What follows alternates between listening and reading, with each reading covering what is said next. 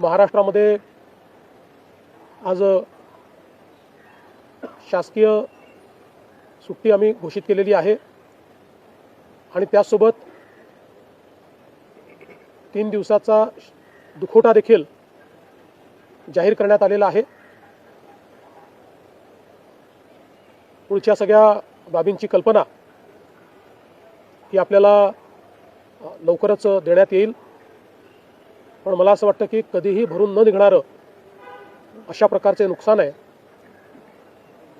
महाराष्ट्रातनं असे लोकनेते गेल्यानंतर जी पोकळी तयार होते ती भरून काढणं हे अतिशय कठीण आहे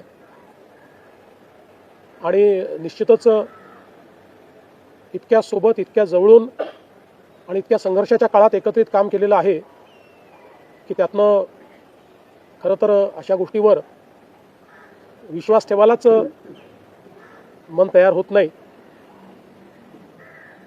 तर पुढच्या ज्या काही गोष्टी जशा ठरतील तसं आपल्याला कळवण्यात येईल।